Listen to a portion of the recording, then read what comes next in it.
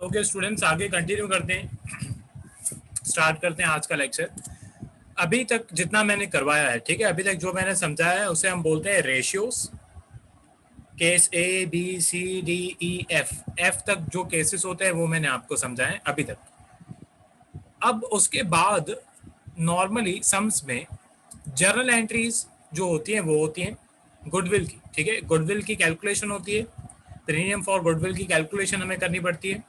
And premium for goodwill की calculation के बाद एक तरीके से हमें जर्नल एंट्रीज उसकी करनी पड़ती है। अब हर सम में जितने भी सम्स आप करने वाले हो, ओके, लॉन्ग सम्स की मैं बात कर रहा हूँ, शॉर्ट सम्स में ऑब्वियसली वो डिपेंड करता है। आप जो मैंने आपको सिखाया है case A B C D E F, F तक जो मैंने आपको केसेस समझाए हैं, ओके, वो केसेस आपको एज अ शॉर्ट सम्स भी पूछ सकते हैं क्वेश्चन में आपको वो केस, कोई भी एक केस का सम दे सकते हैं एंड बोल सकते हैं कि उसकी कैलकुलेशन करो। या तो क्वेश्चन में आपको जो मैं आज सिखाने वाला हूँ जर्नल एंट्रीज, ठीक है, ये जर्नल एंट्रीज भी करने के लिए बोल सकते हैं। पर अगर मैं लॉन्ग सम्स की बात करूँ तो हर एक लॉन्ग सम में आपको रेशियोज की कैलकुलेशन करनी पड़ेगी। जो case A B C D E F, उसमें से कोई एक केस आपको क्वेश्चन में दिया हुआ होगा एंड उसकी आपको कैलकुलेशन करनी पड़ेगी। एंड ये जो गुडविल की जर्नल एंट्रीज होती हैं वो भी आपको हर एक सम में करनी पड़ेगी। ठीक है, क्योंकि हर एक सम में कम से कम इतना तो होता ही है, हर एक सम में इतनी कम से कम कैलकुलेशन तो करनी पड़ती है। ओके, अब मैंने क्या किया है यहाँ पे ध्यान से समझो। यहाँ पे मैंने शॉर्ट में ये एक पार्टनर्स कैपिटल अकाउंट बना दिया है। ठीक है, आप यहाँ पे देख सकते हो 3 कॉलम है सिर्फ, A B C and debit credit. उसके बाद ये कैश का कॉलम है, इसमें भी मैंने डेबिट क्रेडिट लिखा है। एंड एक गुडविल का अकाउंट मैंने बना दिया, उसमें भी मैंने डेबिट क्रेडिट लिखा है। अब मैं क्या करूँगा, मेरे हाइपोथेटिकल अमाउंट्स लेके मैं आपको एक जर्नल एंट्रीज के लॉन्ग सम्स में कैसे इफेक्ट होते हैं मैं वो भी आपको समझा दूंगा। ठीक है, सबसे पहले तो फंडा क्या है मैं वो समझाता हूँ। अगर आपने चैप्टर 4 सीखा है, ओके, इसके पहले मैंने वही सिखाया था, तो उसमें मैंने आपको बताया था कि हमको हर एक सम में सेक्रीफाइस एंड गेन कैलकुलेट करना पड़ता है। ठीक है, प्रॉफिट एंड लॉस रेशियो जब भी चेंज होता है तो उसकी वजह से किसी पार्टनर को फायदा होता है एंड किसी पार्टनर को उसमें नुकसान होता है, सेक्रीफाइस होता है। मतलब किसी पार्टनर को गेन एंड किसी पार्टनर को सेक्रीफाइस होता है, ये आपको पता होना चाहिए। हाँ, अब जिस पार्टनर को गेन होता है वो कुछ अमाउंट एज अ कंपेंसेशन जिस पार्टनर को सेक्रीफाइस होता है उसके अकाउंट में ट्रांसफर करता है। ठीक है, अब इसके 2 मेथड्स होते हैं। ये 4th चैप्टर में भी मैं सिखा चुका हूँ, अगर आपको याद है कि अगर वो पैसा अपना कैश में लेके आएगा तो क्या एंट्रीज होंगी, एंड अगर कैपिटल में वो अपना पैसा सपोज करो कैश में नहीं लेके आएगा तो उसकी एंट्रीज क्या होंगी। वैसे ही आप 4th चैप्टर में भी सीख चुके हो। ठीक है, पर एडमिशन में उसके क्या इफेक्ट्स होते हैं वो मैं आपको वापस से सिखा रहा हूँ। ठीक है, किस तरीके से क्या होता है वो थोड़ा डिटेल में हम इस बार जाएंगे। तो सबसे पहले तो आपका क्वेश्चन किस टाइप का होता है वो देख लो। आपको हमेशा हमेशा आपको क्वेश्चन में एक ओल्ड बैलेंस शीट दी हुई होती है, उसमें लायबिलिटी साइड पे लायबिलिटीज, अमाउंट में अमाउंट, फिर एसेट साइड पे एसेट एंड उसकी अमाउंट्स आपको दी हुई होती हैं, एंड फिर उसके नीचे आपको एडजस्टमेंट्स दी हुई होती हैं। हर एक 4th चैप्टर का लॉन्ग सम ऐसा ही दिखता है, हर एक 5th चैप्टर का एडमिशन का भी सम ऐसे ही दिखेगा आपको, old balance sheet adjustment. Retirement में भी ऐसे ही होगा, old balance sheet and adjustments. मतलब अगर आप दूर से देखोगे तो आप ये नहीं बता सकते हो कि ये जो क्वेश्चन है ये आपको एडमिशन का दिया हुआ है, रिटायरमेंट का दिया हुआ है, आपको रीड करना पड़ेगा। ओके, एडमिशन वाले सम में क्वेश्चन में लिखा हुआ होगा कि हमने एक पार्टनर को एडमिट किया, रिटायरमेंट वाले सम में लिखा हुआ होगा कि हमने किसी पार्टनर को रिटायर किया। ठीक है, वो रीड करके पता चलेगा। अच्छा, अब अगर आपको सबसे स्टेप 1, ये स्टेप्स के हिसाब से मैं सिखा रहा हूँ। सबसे पहले स्टेप 1, अगर आपको ओल्ड बैलेंस शीट में गुडविल की अमाउंट दी हुई है, ठीक है, ओल्ड बैलेंस शीट में मतलब क्वेश्चन में जो आपको बैलेंस शीट दी हुई है, अगर उसमें आपको गुडविल की अमाउंट दी हुई है तो क्या करना है। ठीक है, जो भी अमाउंट आपको गुडविल की दी हुई है उसका आपको क्या करना है वो ये है। ठीक है, step 1, if old goodwill is given in the old balance sheet then it should be written off among old partners in their old P&L ratio। ये डायलॉग मैं पहले भी बहुत बार बोल चुका हूँ, old partners old P&L ratio, old partners old P&L ratio. ये बहुत इंपॉर्टेंट है, ये बहुत इंपॉर्टेंट लाइन है, ये बहुत सारे चैप्टर्स में काम आएगी। ठीक है, एडमिशन, रिटायरमेंट, डेथ, डिसोल्यूशन, बहुत सारे चैप्टर्स में। तो यहाँ पे सबसे पहले तो जो ओल्ड गुडविल की वैल्यू है, सी एक नया पार्टनर है। ठीक है, यहाँ पे लिखा हुआ है, सपोज करो ए एंड बी ओल्ड है एंड सी न्यू पार्टनर है। तो ये जो गुडविल की वैल्यू आपको क्वेश्चन में दी हुई है, ये ओल्ड गुडविल की वैल्यू है। ये ओल्ड गुडविल की वैल्यू ए एंड बी की मेहनत की वजह से बनी है, तो ये मिलेगी भी उनको, ये हम उनके ही अकाउंट में हम ट्रांसफर करेंगे, इसका कोई भी अमाउंट सी को नहीं मिलेगा। ठीक है, तो इसकी एंट्री क्या होगी, A is capital slash current account debit, B is capital slash current account debit, and goodwill के अकाउंट में हम करेंगे क्रेडिट। ध्यान देना, ये जो गुडविल की अकाउंट हम क्रेडिट कर रहे हैं वो ओल्ड गुडविल की है, एंड ये ए एंड बी को उनके ओल्ड रेशियो में हम डिस्ट्रीब्यूट करेंगे। ठीक है, सपोज करो, मैं इसके अकाउंटिंग इफेक्ट्स कैसे होते हैं मैं वो भी आपको समझा देता हूँ। ठीक है, सपोज करो ओल्ड गुडविल की वैल्यू आपको दी हुई थी 1 लाख, तो मैं डेबिट साइड पे जाऊंगा, यहाँ पे मैं लिखूंगा to balance brought down, to balance brought down, and debit side पे जितनी भी इसकी अमाउंट है, सपोज करो 1 लाख रुपए इसकी अमाउंट है, वो मैं लिख दूंगा। ठीक है, फिलहाल मेरे को कोई लाइन्स वगैरह नहीं बनानी है, मेरे को सिर्फ आपको इफेक्ट समझाना है। अब ये 1 लाख रुपए हम ओल्ड पार्टनर्स को डिस्ट्रीब्यूट करेंगे। ठीक है, तो सबसे पहले ए एंड बी, इनका सपोज करो इनका ओल्ड रेशियो आपको दिया हुआ है 1:1, तो 1:1 में हम ये जो गुडविल के 1 लाख रुपए हैं वो डिस्ट्रीब्यूट करेंगे, सिर्फ ए एंड बी को मिलेगा। ठीक है, तो ए के कैपिटल अकाउंट में जाएंगे, डेबिट साइड पे लिखेंगे 50,000, बी के कैपिटल अकाउंट में जाएंगे, लिखेंगे 50,000, कैपिटल या करंट अकाउंट जो भी आपको क्वेश्चन में बोला हुआ। ये इस एंट्री के इफेक्ट्स हैं, एंड पर्टिकुलर्स में ऑब्वियसली आपको लिखना है गुडविल। हाँ, अब इसका दूसरा इफेक्ट जो है वो गुडविल अकाउंट में भी होगा। गुडविल अकाउंट में आपको जाना है, गुडविल अकाउंट कभी भी क्वेश्चन में बोलते नहीं है बनाने के लिए, पर हम हमेशा सजेस्ट करते हैं कि आप ये अकाउंट बनाओ, क्योंकि इस अकाउंट से आपको गुडविल की ट्रांजैक्शंस, गुडविल के इफेक्ट्स अच्छी तरह से समझ में आएंगे। तो गुडविल के अकाउंट में जाना है, अभी क्रेडिट साइड पे जाना है, यहाँ पे मैं लिखूंगा 50,000 एंड 50,000।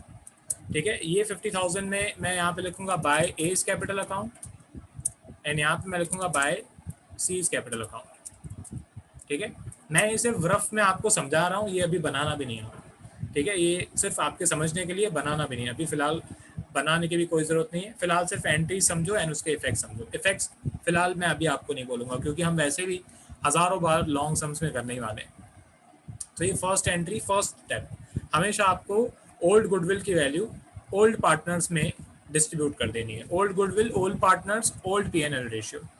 अच्छा, इसके बाद स्टेप 2 होता है। ठीक है, सबसे पहले हम क्या करते हैं, सैक्रिफाइसिंग रेशियो की कैलकुलेशन करते हैं, जो मैंने अभी ABCDEF इतने सारे केसेस में मैंने आपको समझाया कि कैसे सैक्रिफाइस एंड कैसे सैक्रिफाइस रेशियो कैलकुलेट होता है। ठीक है, तो सैक्रिफाइस रेशियो कैलकुलेट करने के बाद एंड सैक्रिफाइस कैलकुलेट करने के बाद हम प्रीमियम फॉर गुडविल की अमाउंट कैलकुलेट करते हैं। ठीक है, वो भी 4th चैप्टर में मैंने सिखाया हुआ है, पर फिर भी एक बार मैं बता देता हूँ। तो आपको न्यू गुडविल की वैल्यू क्वेश्चन में दी हुई होगी। ठीक है, न्यू गुडविल, सपोज करो क्वेश्चन में आपको दिया हुआ है 6 लाख रुपए, एंड सपोज करो कि ए एंड बी का जो सेक्रीफाइस है वो है 1:1। ठीक है, 1:1 है ए एंड बी का सेक्रीफाइस। ओके, तो जितना उनका सेक्रीफाइस है उतने पैसे सी को देने पड़ेंगे। तो 60,000 multiply by 6 lakh, sorry multiply by 1/2, या 6 लाख सपोज करो उनका सेक्रीफाइस है, ए का सेक्रीफाइस है 1/6, तो ए को 1 लाख रुपीज़ मिलेंगे इसमें से। एंड सपोज करो बी का सेक्रीफाइस भी है 1/6, तो बी को भी सेम 6 लाख मल्टीप्लाई बाय जितना उससे सेक्रीफाइस किया उतने उसको पैसे मिलेंगे। एंड ये जो 1 लाख प्लस 1 लाख, ये जो 2 लाख रुपए हैं, ये 2 लाख रुपए कौन देगा, ये 2 लाख रुपए देगा सी, जिसका फायदा हुआ है। तो अब ये जो 2 लाख रुपए सी को देने हैं, ये सी को पैसे किसको देने हैं, सेक्रीफाइसिंग पार्टनर्स को, मतलब ए एंड बी को देने हैं, जिन्होंने सेक्रीफाइस किया। अब इसमें ना 2 टाइप्स होते हैं, या तो मिस्टर सी ये 2 लाख रुपए कैश में लेके आएगा, या तो मिस्टर सी ये 2 लाख रुपए कैश में नहीं लेके आएगा। 4th चैप्टर, अगर मैं बार बार क्यों बोल रहा हूँ, क्योंकि कनेक्टेड है सारे चैप्टर्स। मैं 4th चैप्टर में भी ये बोलता था कि अगर ये आप अच्छी तरह से अभी सीखोगे तो 5th में काम आएगा, 6th में काम आएगा, क्योंकि बहुत इंपॉर्टेंट है। ठीक है, मैं फिर भी समझा रहा हूँ, ध्यान दो। अगर 2 मेथड्स हैं इसके, अगर वो पैसे कैश में लेके आता है तो क्या, एंड अगर वो पैसे कैश में नहीं लेके आता है तो क्या। ठीक है, जब वो पैसे कैश में नहीं लेके आता है तो उसको हम बोलते हैं नेट इफेक्ट। ये नेट इफेक्ट मेथड कभी भी आपके टेक्स्ट बुक में नहीं लिखी हुई है, नेट इफेक्ट मेथड नाम हमने दिया है। ठीक है, आपकी टेक्स्ट बुक में कहीं पे नहीं लिखा हुआ है, पर नेट इफेक्ट मेथड कैसे होता है ये आपको पता होना चाहिए, ठीक है, क्योंकि ये इसके सम्स जो है चैप्टर 4 में हमने बहुत बार सॉल्व किए। सबसे पहले हम क्या करते हैं, धीरे धीरे आगे बढ़ते हैं। सबसे पहले तो अगर मिस्टर सी ये 2 लाख रुपए अगर कैश में लेके आता है, ठीक है, इफ मिस्टर सी मतलब new partner brings his share of goodwill in cash, तो क्या करेंगे, सबसे पहले तो कैश आएगा, तो कैश अकाउंट होगा debit, and premium for capital account, premium for goodwill account जो है वो होगा क्रेडिट। ठीक है, यहाँ पे मैंने अमाउंट के कॉलम में ये भी लिख दिया है ओनली न्यू पार्टनर्स शेयर, मतलब जिसका फायदा हुआ है, जिसका गेन हुआ है, वही ये प्रीमियम फॉर गुडविल लेके आएगा। ठीक है, इस केस में एडमिशन के केस में हमेशा वो न्यू पार्टनर ही होगा। अब इसके इफेक्ट्स, एंट्री मैंने बता दिया आपको, समझा दिया। अब इसके इफेक्ट्स जो कि सबसे इंपॉर्टेंट है, सबसे पहले क्या होता है, हम गुडविल अकाउंट में जाते हैं। गुडविल अकाउंट में मैं जाऊंगा एंड या चलो सबसे पहले कैश अकाउंट में जाते हैं।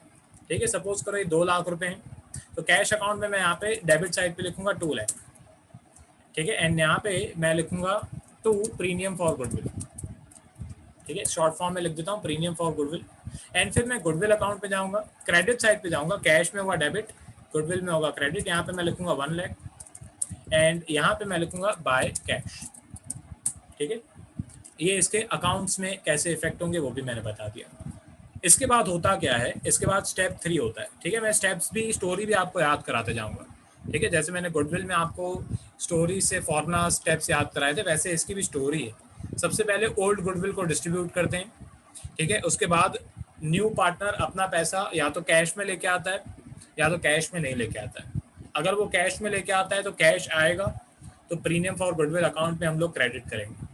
एंड उसके बाद वो जो प्रीमियम फॉर गुडविल है वो हम सेक्रीफाइसिंग पार्टनर्स में, सेक्रीफाइसिंग रेशियो में डिस्ट्रीब्यूट कर देंगे।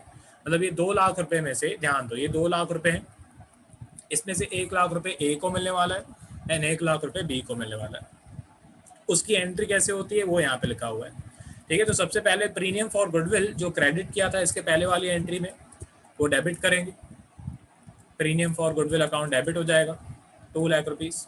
एंड फिर ये सेक्रीफाइसिंग पार्टनर्स के कैपिटल या करंट अकाउंट, डिपेंड करता है क्वेश्चन के ऊपर, उनके अकाउंट में हम लोग क्रेडिट कर देंगे, मतलब ट्रांसफर कर देंगे। ठीक है, तो एंट्री बनेगी premium for goodwill account debit to sacrificing partners capital और करंट अकाउंट। ओके, ये पैसा सिर्फ प्रीमियम फॉर गुडविल का डिस्ट्रीब्यूट करेंगे एंड सेक्रीफाइसिंग रेशियो में डिस्ट्रीब्यूट करेंगे। ओके, इसके इफेक्ट्स यहाँ पे कैसे होंगे मैं वो भी बता देता हूँ। ठीक है, सबसे पहले तो हम कैपिटल अकाउंट में जाएंगे। कैपिटल अकाउंट में ए को 1 लाख रुपए मिलने वाला है, बी को भी 1 लाख रुपए मिलने वाला है। ठीक है, तो इनके अकाउंट में होगा क्रेडिट। हाँ, अब गुडविल अकाउंट पे मैं जाऊंगा। गुडविल अकाउंट में मैं यहाँ पे डेबिट साइड पे लिखूंगा 1 लाख। ये 1 लाख रुपए हमने किसको दिया, ये 1 लाख रुपए हमने दिया ए को, यहाँ पे मैं लिखूंगा ए कैपिटल अकाउंट। एंड इसके बाद वापस से 1 लाख रुपए यहाँ पे मैं डेबिट करूंगा एंड ये 1 लाख रुपए हमने किसको दिया, बी को। ठीक है, तो ये इज कैपिटल अकाउंट।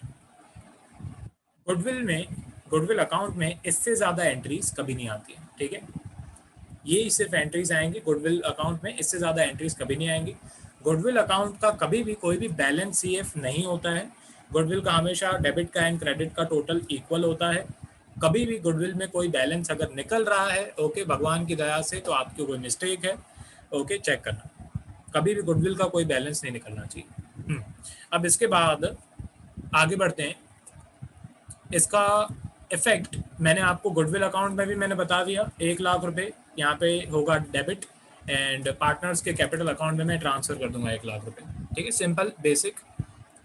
आगे बढ़ते हैं। इसके बाद कभी कभी यहाँ पे मैं लिख देता हूँ स्टेप 4। ठीक है, कभी कभी ये होता है स्टेप 4, ऐसा जरूरी नहीं है कि हर सम में हो, क्वेश्चन में अगर इंफॉर्मेशन दी हुई है। होता क्या है, कभी कभी ये जो प्रीमियम फॉर गुडविल 1 लाख रुपए हमने ए एंड बी के अकाउंट में ट्रांसफर किया, ये पैसे कभी कभी ये लोग निकाल लेते हैं, विड्रॉ कर लेते हैं। Okay, if the goodwill brought in cash by the new partner is withdrawn by the sacrificing partners. ठीक है, मतलब ये 1 लाख रुपए एंड 1 लाख रुपए में से अगर इन्होंने कोई भी अमाउंट निकाली, क्वेश्चन में कैसे लिखा हुआ होगा वो भी मैं बता देता हूँ। सपोज करो क्वेश्चन में लिखा हुआ है कि the premium for goodwill brought in by the new partner is withdrawn by the old partners. ठीक है, क्वेश्चन में इस तरीके का कुछ लिखा हुआ होगा, या सपोज करो ऐसे भी कभी कभी लिखते हैं 50% of premium for goodwill bought by the new partner is withdrawn by the old partners. Question में कुछ भी आपको दे सकते हैं। In short, premium for goodwill का जो पैसा 1-1 लाख रुपए हमने ट्रांसफर किया, उसमें से अगर वो कोई भी अमाउंट निकालते हैं तो क्या है उसके इफेक्ट्स होते हैं। तो सबसे पहले तो सेक्रीफाइसिंग पार्टनर के कैपिटल अकाउंट में हम करते हैं डेबिट जितनी भी अमाउंट उन्होंने निकाली, एंड कैश, ऑब्वियसली वो कैश विड्रॉ कर रहे हैं तो कैश जाएगा मतलब कैश हम की वैल्यू कम हो जाएगी, कैश की वैल्यू डिक्रीज हो जाएगी, तो हम करेंगे क्रेडिट। जितनी अमाउंट उन्होंने विड्रॉ की है सिर्फ उतनी अमाउंट यहाँ पे लिखनी है। ठीक है, सपोज करो उन्होंने हाफ अमाउंट विड्रॉ की। ठीक है, 1-1 लाख रुपए में से उन्होंने हाफ अमाउंट विड्रॉ की, मतलब 50-50 हज़ार उन्होंने विड्रॉ कर लिए। तो मैं यहाँ पे जाऊँगा पार्टनर्स कैपिटल अकाउंट में, मैं ए के अकाउंट में लिखूंगा 50,000, बी के अकाउंट में भी मैं लिखूंगा 50,000। अच्छा, यहाँ पे आपको लिखना है टू कैश कि इन्होंने पैसा विड्रॉ किया, एंड फिर मैं कैश अकाउंट में जाऊँगा। कैश अकाउंट में क्रेडिट साइड पे मैं लिखूंगा 50,000 एंड 50,000, एंड ये 50,000 निकाला है ए ने, तो मैं यहाँ पे लिखूंगा एज कैपिटल, एंड यहाँ पे मैं लिखूंगा बाय बीज कैपिटल। ओके, ये इसके इफेक्ट्स भी मैं आपको साथ में साथ बताते जा रहा हूँ। तो ये होता है स्टेप 4। कभी कभी होता है स्टेप 4 ऑप्शनल स्टेप है, क्वेश्चन में अगर इसकी इन्फॉर्मेशन दी हो तो ये स्टेप करना, क्वेश्चन में अगर इन्फॉर्मेशन नहीं दी हो तो ये स्टेप नहीं करना। उसके बाद होता है स्टेप 5। ठीक है, स्टेप 5, अगर न्यू पार्टनर अपना प्रीमियम फॉर गुडविल का पैसा कैश में नहीं लेके आता है तो क्या करना है, तो उसे नेट इफेक्ट मेथड बोलते हैं। ये आप 4th चैप्टर में भी सीख चुके हो, बहुत सारे सम्स में ये मेथड का इफेक्ट्स कैसे होते हैं मैं वो बता भी चुका हूँ। ठीक है, अब यहाँ पे ये जो 2 लाख रुपए की हमने कैलकुलेशन की थी कि प्रीमियम फॉर गुडविल 2 लाख रुपए सी देगा, ए को देगा एंड बी को देगा। ठीक है, क्वेश्चन में सपोज करो कुछ नहीं लिखा हुआ है, वैसे भी क्वेश्चन में कभी कुछ नहीं लिखा हुआ होता है। ठीक है, कि आपको ये जो स्टेप्स मैं सिखा रहा हूँ क्वेश्चन में कभी लिखा नहीं होगा कि ये एंट्रीज एंड ये इफेक्ट्स आपको करने हैं, या आपको खुद से पता होना चाहिए, क्वेश्चन में कभी भी नहीं बताएंगे। अब क्वेश्चन में ये इन्फॉर्मेशन दी हुई होती है कि प्रीमियम फॉर गुडविल का पैसा पार्टनर कैश में लेके आएगा कि नहीं लेके आएगा। अगर कैश में लेके आएगा तो उसके क्या इफेक्ट्स हैं वो मैं बता चुका हूँ। अगर सपोज करो क्वेश्चन में लिखा हुआ है कि गुडविल का पैसा, प्रीमियम फॉर गुडविल का पैसा पार्टनर कैश में नहीं लेके आता है, या सपोज करो क्वेश्चन में कुछ भी नहीं लिखा हुआ है कि वो अपना पैसा कैश में लेके आएगा या कैश में नहीं लेके आएगा, सपोज करो कुछ भी नहीं लिखा हुआ है, तो हम अज्यूम करेंगे कि ये जो न्यू पार्टनर है ये 2 लाख रुपए कैश में नहीं लेके आएगा। ठीक है, तो उसके क्या इफेक्ट्स होंगे वो मैं बता रहा हूँ। इसको premium for goodwill not brought in cash बोलते हैं, नेट इफेक्ट मेथड बोलते हैं। ये ज़्यादा ईजी होती है मेथड, क्योंकि 2 लाख रुपए मैं सी के अकाउंट में से डेबिट करूँगा एंड वो पैसे ए एंड बी के अकाउंट में मैं ट्रांसफ़र कर दूंगा। ठीक है, मतलब सी के अकाउंट में से पैसा डेबिट होगा एंड ए के कैपिटल एंड बी के कैपिटल अकाउंट में ये पैसा क्रेडिट होगा। ठीक है, अगर पार्टनर पैसा अपना कैश में नहीं लेके आता है तो। ठीक है, तो इसमें बहुत सिंपल बेसिक से इसके इफेक्ट्स हैं। यहाँ पे मैं ए में जाऊँगा, यहाँ पे मैं लिखूँगा 1 लाख, बी में जाऊँगा, यहाँ पे मैं लिखूँगा 1 लाख, एंड सी में मैं जाऊँगा एंड डेबिट साइड पे लिखूँगा 2 लाख। ठीक है, नाम ऑपोजिट वाला लिखते हैं, वो मैं नहीं लिख रहा हूँ फिलहाल, सिर्फ इफेक्ट्स मेरे को बताने हैं। तो ये इसमें सिर्फ एक ही इफेक्ट होता है, इसमें मगजमारी कम है। ओके, क्योंकि इसमें विड्रॉ करना या वो वगैरह सब कुछ नहीं होता है। अच्छा, इसके बाद लास्ट में क्या होता है, अच्छा स्टेप, या तो स्टेप 5 हर बार ऐसे नहीं है कि हर बार हर एक समय स्टेप 5 होगा, वो डिपेंड करता है। अगर क्वेश्चन में कैश में पैसा आता है तो फिर हम स्टेप 2 के हिसाब से चलेंगे, अगर नहीं आता है तो फिर स्टेप 5 के हिसाब से चलेंगे। ठीक है, नहीं तो फिर डायरेक्टली स्टेप 6 होता है। जब न्यू पार्टनर मतलब मिस्टर सी अपना कैपिटल का पैसा कैश में लेके आता है या किसी और फॉर्म में लेके आता है, क्योंकि देखो हर पार्टनर को कुछ ना कुछ इन्वेस्टमेंट करनी पड़ती है। ठीक है, अगर कोई पार्टनर बिजनेस में इन्वेस्ट नहीं कर रहा है तो वो किस टाइप का पार्टनर। ओके, तो मिस्टर सी जो आया है, हम उसे ऐसे तो नहीं है कि बिना किसी इन्वेस्टमेंट के हम बिजनेस में एंट्री दे देंगे कि भाई तू आजा, कुछ भी नहीं पैसे लगा तेरे को प्रॉफिट हम देंगे, ऐसा नहीं होता है। कुछ ना कुछ इन्वेस्टमेंट, कुछ ना कुछ कैपिटल लेके आना पड़ता है हर एक पार्टनर को। तो ये उसकी एंट्री है स्टेप 6। जब मिस्टर सी अपना कैपिटल का पैसा या तो कैश में या तो किसी और फॉर्म में, मतलब किसी एसेट के फॉर्म में लेके आता है, तो उसकी क्या एंट्री होती है। बेसिक सी एंट्री है, कैश अकाउंट डेबिट होगा, या अगर कोई एसेट लेके आया तो वो एसेट अकाउंट डेबिट होगा, एनसी के कैपिटल अकाउंट में क्रेडिट कर देंगे। ठीक है, इसके इफेक्ट्स मैं आपको बता देता हूँ। सपोज करो क्वेश्चन में लिखा हुआ है कि जो मिस्टर सी है वो अपने 5 लाख रुपए कैपिटल में कैश में लेके आया, ठीक है। तो कैश अकाउंट में मैं डेबिट करूंगा 5 लाख, ठीक है। यहाँ पे मैं लिखूंगा टू सीज कैपिटल, ठीक है। एंड पार्टनर्स कैपिटल अकाउंट में मैं जाऊंगा, क्रेडिट साइड पे जाऊंगा, मैं यहाँ पे लिखूंगा 5 लाख एंड पर्टिकुलर्स में मैं लिखूंगा बाय कैश, ठीक है। अगर पार्टनर अपना पैसा कैश में लेके आता है तो, ठीक है। सपोज करो क्वेश्चन में लिखा हुआ है, अज्यूम करो कि क्वेश्चन में लिखा हुआ है कि सी अपना पैसा कैश में नहीं पर 5 लाख रुपए का लैंड एंड बिल्डिंग लेके आता है, ठीक है। क्वेश्चन में अगर ऐसे लिखा हुआ है कि कैश नहीं लेके आ रहा है सी पर लैंड एंड बिल्डिंग लेके आ रहा है, ठीक है। तो सबसे पहले आपको लैंड एंड बिल्डिंग लिखना है एसेट साइड पे। लैंड सपोज करो क्वेश्चन में आपको दी हुई है लैंड 2 लाख, एंड अभी न्यू पार्टनर और लेके आया, ठीक है। तो मैं यहाँ पे लिखूंगा add C's capital and C's capital. Suppose करो सी जो है वो जैसे 5 लाख रुपए की लैंड लेके आया है, ठीक है। तो यहाँ पे मैं 2 लाख में 5 लाख ऐड करूंगा एंड आउटर कॉलम में हम लिखेंगे 7 लाख, ओके। तो उसके ऐसे इफेक्ट्स होंगे। अच्छा, 5 लाख जो उसका दूसरा इफेक्ट है वो सी के अकाउंट में क्रेडिट ही होगा, बस यहाँ पे बाय कैश की जगह पे, यहाँ पे बाय कैश की जगह पे हम लिखेंगे बाय बिल्डिंग, ठीक है, बाय लैंड। अगर कभी कभी ऐसे भी होता है कि न्यू पार्टनर डेटर लेके आता है, डेटर्स लेके आता है, तो अगर न्यू पार्टनर डेटर लेके आए तो यहाँ पे आप लिखोगे बाय डेटर्स, फिर आप एसेट साइड पे डेटर में प्लस करोगे, वो डिपेंड करता है क्वेश्चन के ऊपर। तो ये होता है स्टेप 6। उसके बाद लास्ट एक और स्टेप होता है, ठीक है, लास्ट एक और स्टेप होता है स्टेप 7। ये भी सेम स्टेप 4 जैसा है। कभी कभी होता है ऑप्शनल स्टेप है, क्वेश्चन में इंफॉर्मेशन दी हुई हो तो होता है, क्वेश्चन में अगर इंफॉर्मेशन नहीं दी हुई हो तो नहीं होता है।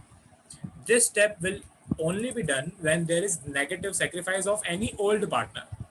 ओल्ड पार्टनर का कभी कभी, मैंने पहले भी बोला हुआ है, कभी कभी ऐसे भी होता है कि किसी नए पार्टनर के आने की वजह से किसी पुराने पार्टनर का भी फायदा हो गया, किसी पुराने पार्टनर का भी एक तरीके से गेन हो गया, ठीक है। तो सेम अगर किसी पुराने पार्टनर का भी गेन हुआ है तो जिस पार्टनर का गेन हुआ है उसके कैपिटल अकाउंट में हम डेबिट करेंगे, उसकी जितनी भी प्रीमियम फॉर गुडविल की अमाउंट बनती है उतनी, एंड जिसका एक तरीके से बलिदान जिसने दिया है, सेक्रीफाइस दिया है जिसने, उसके अकाउंट में हम ट्रांसफर कर देंगे वो पैसे, ठीक है। सेम नेट इफेक्ट मेथड जैसे ही।